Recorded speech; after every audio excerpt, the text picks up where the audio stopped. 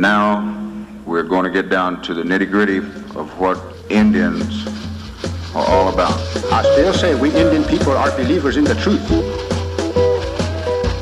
This is the way of life that was given to your people.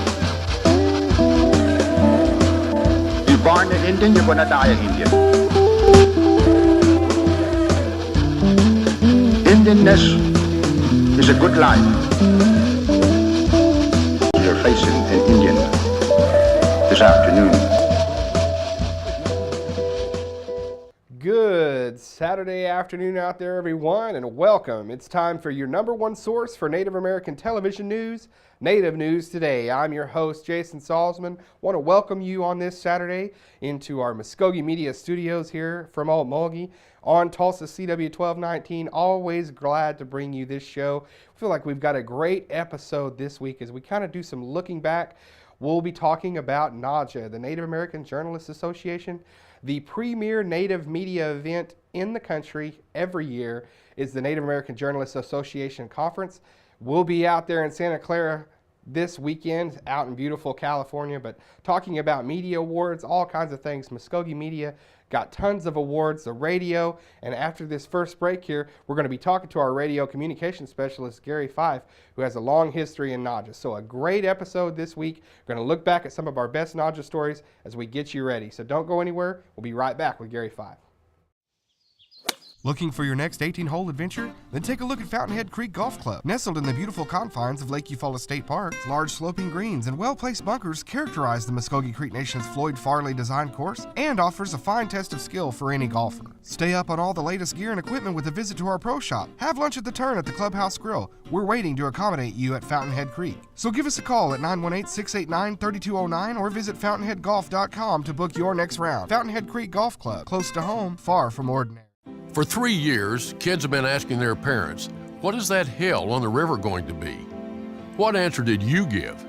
Did you tell them that someday that half-finished structure will be one of America's most important attractions, bringing visitors from around the country and the world to Oklahoma? Along with hundreds of millions of dollars into our economy. There'll be state-of-the-art interactive displays that bring to life the stories, history, and culture of the 39 tribes that share this state. A 210-acre landscape park and trail system. Beautiful retail and business space. This will be another jewel in the crown of our state's tourism industry, and it will pay eternal tribute to the origin of our great state.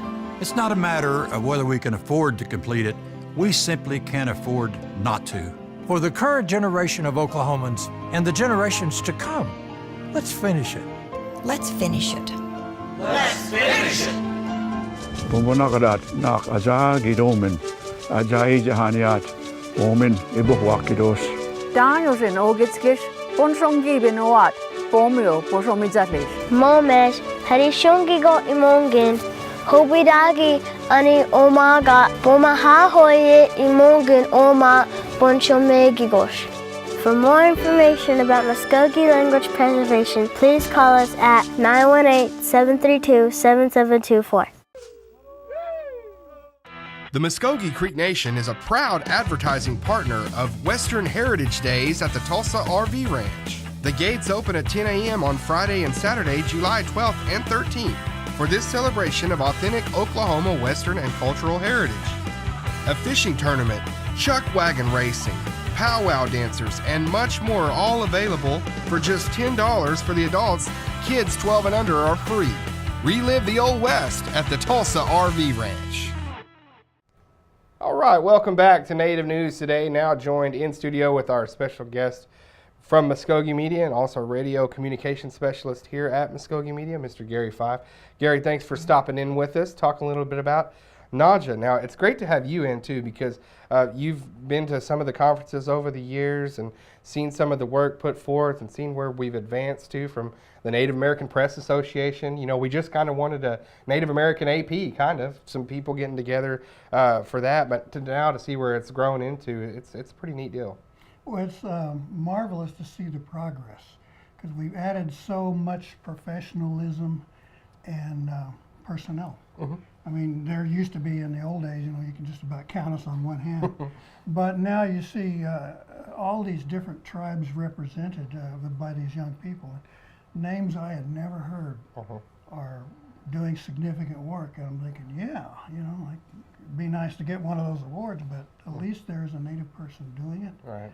And they're competing and showing how far they have come in the profession. So we all win. I know that you're real proud of the work that you've done in print and in radio over the years. Award-winning column in our own paper, the Muskogee Nation News. And also now, though, here in recent months, you've been able to just sort of hone in and zero in on our radio operations here with the tribe, putting out a quality radio program there on KOKL, AM 1240 there here in Okmulgee. But you guys every week are able to go through the airwaves and tell stories, have people on, give out pertinent information about the tribe. And that's actually led to you all being recognized for that radio show from NAJA with the Media Award this year. I know you're excited about that too. Very. It's like familiar turf. I don't mean to polish my own it's all right, go ahead, polish away. reputation too much, but it feels good that we can take that program and continue to expand it. Our focus is, of course, doing the things that are sharing the things that are important to the Muskogee people in several senses. One, within the tribe and the departments that serve them, but also thinking outside the box to national issues or just some fun stuff. Right. Like today, this past week, we talked to Arrogant Star about her cartoons. That's always fun. Yeah, she's a great interview. Great interview. But we also had the interview with Jackie Johnson-Pata about the trademark issue for the Washington football team. Yeah. And then we opened up with a brand new, and this week, the Oklahoma Department of Education is announcing a Native American cultural resource website. Right. So, this is the kind of stuff, and radio can do that. A live show like that can break news like that. And we can reach people very quickly, and it just felt so good to have that all come together. Yeah. And our past programs that we have put out were recognized by NAJA, and it felt really, really nice to see that your judgment, professionalism is recognized by your peers. Yeah, absolutely, and some great work being done out there, and not only with the radio programs. I love that you give that example because it gives those folks out there that haven't tuned in a chance to know you're going to get a wide range of Native American news on Muskogee Radio. It's called Muskogee Radio. Doesn't necessarily shrink that news vacuum into just Muskogee Creek Nation topics, things like that. They're going to talk about Indian issues, and I think that's what's really turned it into a very popular program that it is now. You certainly have done a lot of hard work, and I bet it's pretty gratifying too to see some of the new people that you've brought in that may not have had a radio background, and just being able to teach. That's fun too. It is. It's frustrating too. I mean, it's like getting a new puppy. They're so exactly. cute. But I've had 4 of them. A whole litter to teach. The things that I had learned over the years, you're able to pass them on and capsulize them, so they don't have to go to a big long voice coach and get all this fancy stuff and say, nah. Most of that goes out the window. You get on mic live, and you need to know what to do right now. Exactly. So you teach them how to get the best out of their voices and what they can do in reading copy, and how to be a good host, to make the show work. So there are two parts. And the neat thing is now that Muskogee Radio is now available online, live, at 1240thebrew.com. 1240thebrew.com. And we just put in a new website with SoundCloud where people can download the show. Oh, very good. Onto their own mobile. See, you're going tradigital right before our very eyes. That's the theme for this year's NAJA conference, and definitely putting it into work for Muskogee Radio. And also, if you just want to catch that live, it's every Wednesday, right? And 10 a.m. So 10 a.m. KOKLM 1240. Put it on the dial. You could see. You could listen to Gary and all of his pups, as we said there, going through a trial by fire. That's what I love too. They're in it. They're on the radio show. They're cutting their teeth, but that's the way you learn. And I think you know that, and I think that's experience that you've gained over the years, just like I have. You got to try something. In this business, we really just got to punch a a bunch of buttons to figure out what works. Sure, just like you do with this show. Just like I do. The nice thing is these young people have responded and picked it up so quickly. Great. Yeah. So I'm proud that I can actually take a vacation, Yeah. take some time off, afford to be sick, and I can plug one of them into the slot. Yeah, well, we'll see actually a few of your friends and a few of the friends that you've made throughout the years out in California coming up. But we saw some of them last year too. And before you go here, I wanted to pitch to our story on that conference, on the conference last year. Let everybody out there kind of know the way that this thing works, and the reason I like our feature on it in 2013 is we got to talk to some of those founding members, some of those guys that were there when it started. Gives you an idea of where NAJA is now, where it's going, but also where it came from. So this was a great piece. And Gary, thanks for being with us again in the studio. I always love having you. By the way, I was there too. You were there too. American Indian Press Association. It shows you how old I am. No, we won't date you on this No, show. okay. All right, We'll thanks let it for go being there. here, Gary. My pleasure. We're here at the Mission Palms in Tempe, Arizona for the Native American Journalists Association conference, and we've been highlighting social media, also the history of NAJA with celebrating the 30th anniversary of the first meeting of the founders who put together Native American Press Association, which later became the Native American Journalists Association. And some of the highlights have been looking at, again, the history of NAJA and reiterating that, and then focusing on the future of NAJA as well as we move forward and making sure that we still make a really strong statement. We had a press conference announcing 2 initiatives with the Freedom of Information Hotline and that partnership where Native journalists, if they're experiencing any sort of freedom of speech issue or freedom of the press issue, that they can call in and seek help with a lawyer free of charge using this hotline. And we also had another initiative where we got a grant from the Kellogg Foundation that will launch a Native Health News Alliance website where we'll be seeking freelance journalists to work on Native health stories. So, you know, there's a lot of new things going on, and we just want to make sure our members are seeing the value of their membership to NAJA, as well as, you know, wanting to be a part of that in the future. This is kind of, I would say, the third life for NAJA. The first life was for tribal publications and radio stations to get up to speed and to do things, to tell people going on in local communities what was going on.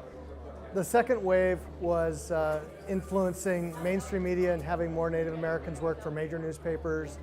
The third wave, and I think this is actually the most exciting one, is social media and the ability to be a journalist at any level, and anybody can produce. And that means that there's opportunities to tell stories in more ways and reach a diversified audience without any help. You can do it on Facebook, you can do it on Twitter, you can do it with an ordinary camera. It's really an exciting time to practice journalism. Chuck Trumbull, Suzanne Harjo, Richard LaCourse, and a couple other, Rose Robinson. They started the American Indian Press Association back in the early 70s. And what that association was more than a journalist association, it was going to be sort of an imitation of Associated Press and United Press International. They worked closely with NCAI, National Congress of American Indians, and they didn't have an outlet where they could get news out to all the tribes and the Indian newspapers. So the American Indian Press Association was going to really be a wire service. Any organization you get, it will not survive if it doesn't have the money. And that's what killed the American Indian Press Association. They tried to get federal dollars. Well, federal dollars, the federal agencies weren't about to give money to a journalist association that could be critical of them.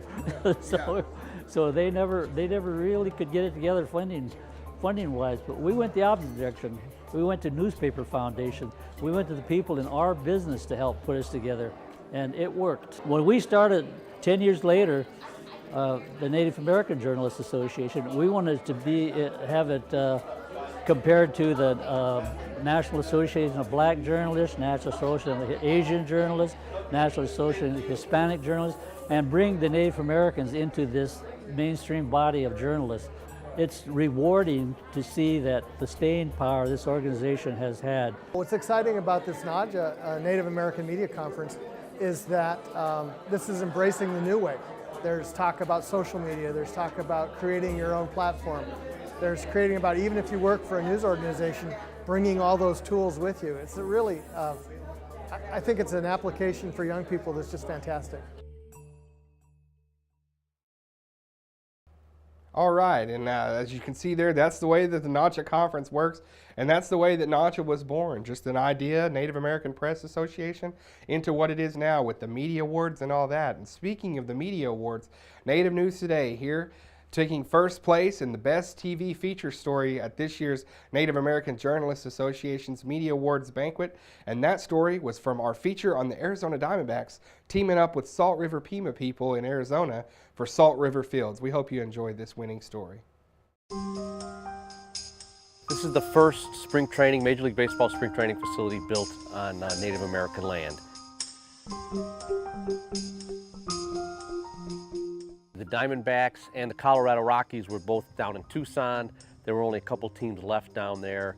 It wasn't very easy for them to drive to the Valley during March and play all the teams that are up here for spring training.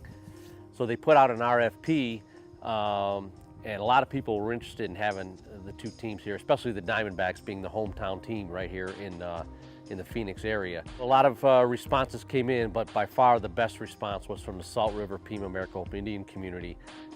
They had a tremendous piece of land right here, which is located just to the east of Scottsdale, right off the 101, very easily accessible, and this is prime territory. The location was great, and then working with the community, the design, their cooperation and their willingness to have the two teams here. It's been a wonderful process and a wonderful project to be a part of. And since we opened in 2011, we've set the 3 top all-time Major League Baseball spring training attendance records. So it's been very well received by the fans. Salt River Fields also does year-round events, and we've had 1 million people come for baseball in the 3 seasons we've been open, and we've had about 400,000 people come for the other events, concerts and other things. So very well received, and it's been a wonderful partnership between the Diamondbacks, the Rockies, and the Salt River community. It means a great deal to have partnerships with the tribes, and we've had a long-standing one with Gila River as a partnership, a marketing partnership here, and then now to partner with Salt River Pima Maricopa Indian community with our new facility out there that is really a year-round presence for us and a point of pride for them. It's been terrific, and they've been just tremendous partners, and we feel honored to be on their land and to actually have the first facility ever built on Native American land. It's a big point of pride for this organization.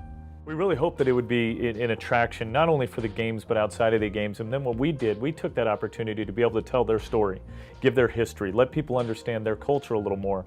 And as you walk around Salt River Fields, we actually have historical timelines, and we have almost definitions and pictures of what the culture is, because it's a beautiful culture. And we want just the average fan who may be from out of town, doesn't know much about the tribes, to learn more. And it's a great setting for that. Their influences, you can see it all over the ballpark, from the architecture on the lights behind us. We're the first LEED Gold certified facility, spring training facility in all of Major League Baseball.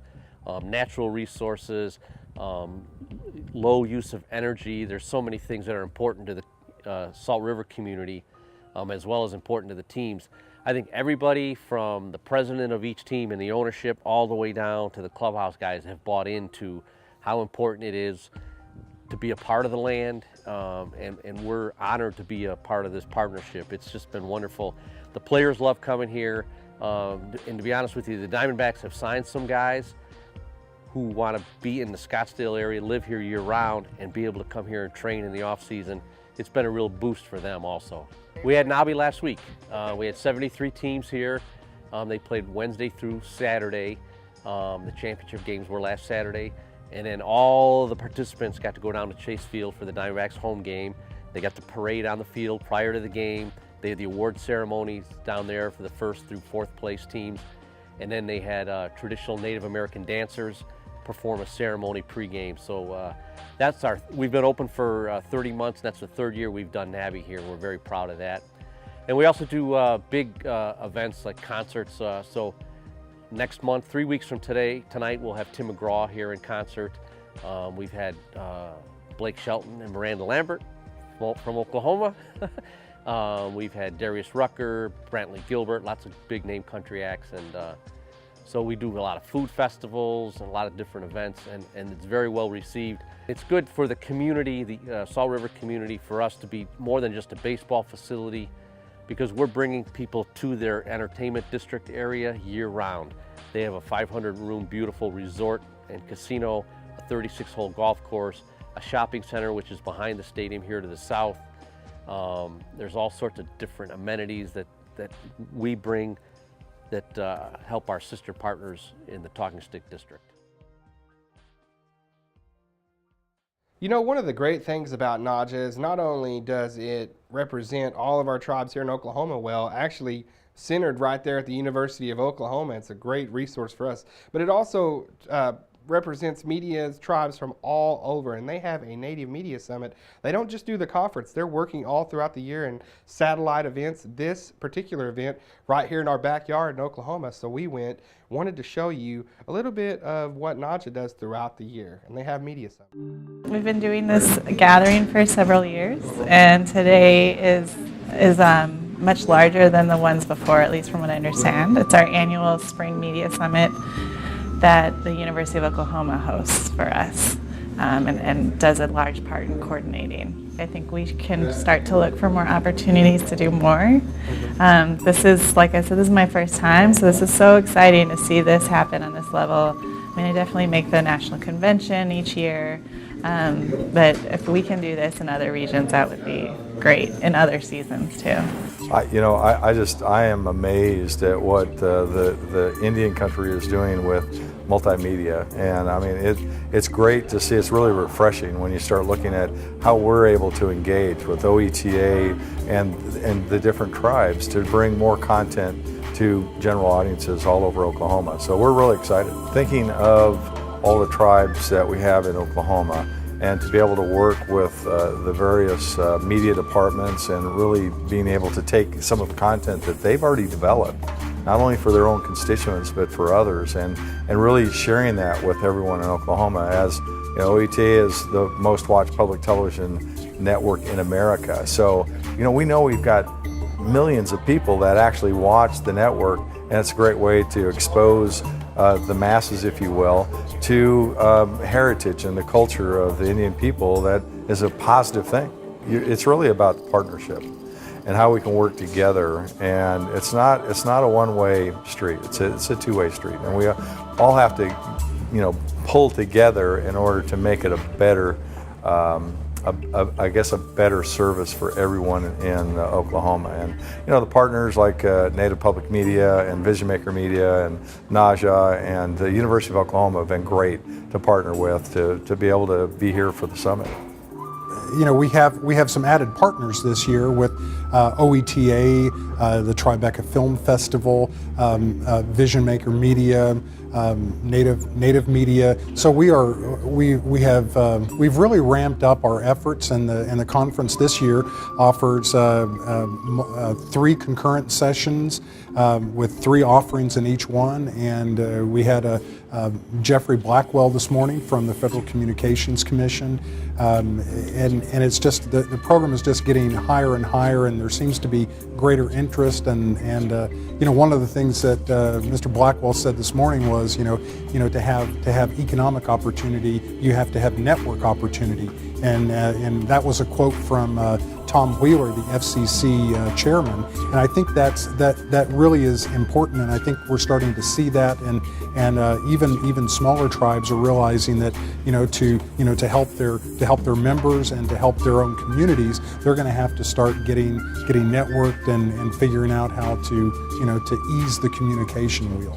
Dean Joe Foote was instrumental in helping with their transition once Naja decided to make the move from South Dakota to Norman, and I think it's meant a lot to us because it gives a presence on campus, and it says that the work of not only journalists but Native journalists telling the story of the the 39 tribes in Oklahoma and around the United States and elsewhere is really important, and it's worthy of being preserved.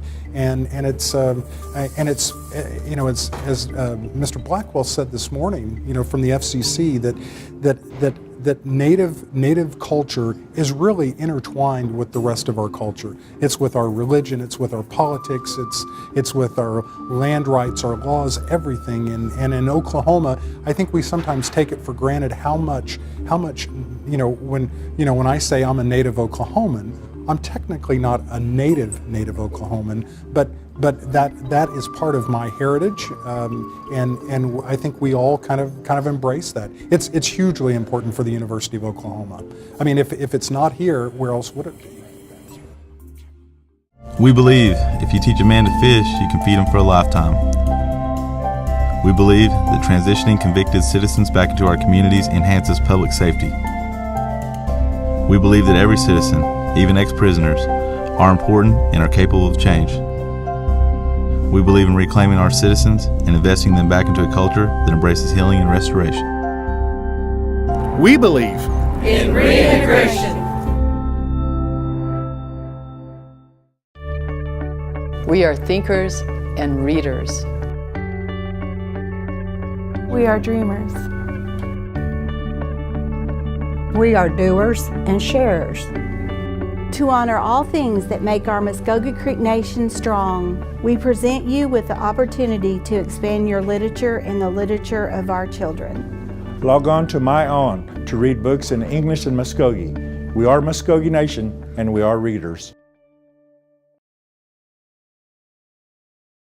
It's that time again. Please make plans to join us August 10th through 12th at the beautiful Choctaw Casino and Resort in Durant for the American Indian Chamber of Commerce of Oklahoma's 2014 gathering. Invaluable networking opportunities await, plus a chance to hear special guest speaker Gary Lightfoot Davis. The event kicks off with a golf tourney on August 10th, and the trade show opens on August 11th. Register now at www.aiccok.org.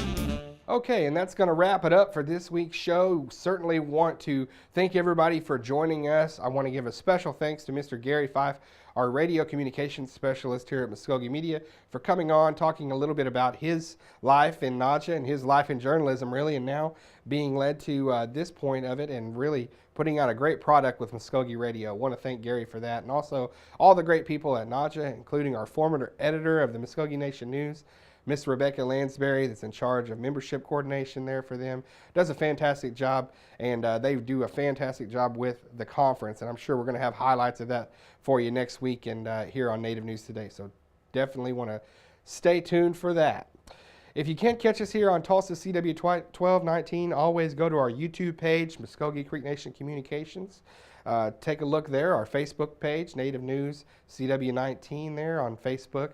Also Twitter at Native News Guys. You can follow us throughout the week, see what we're doing, and we'll be tweeting from the conference too. So make sure and look for those. For Jared Moore, Tyler Roberts, all the folks here that do a great job and make Native News Today such a great product, we'll see you guys next time.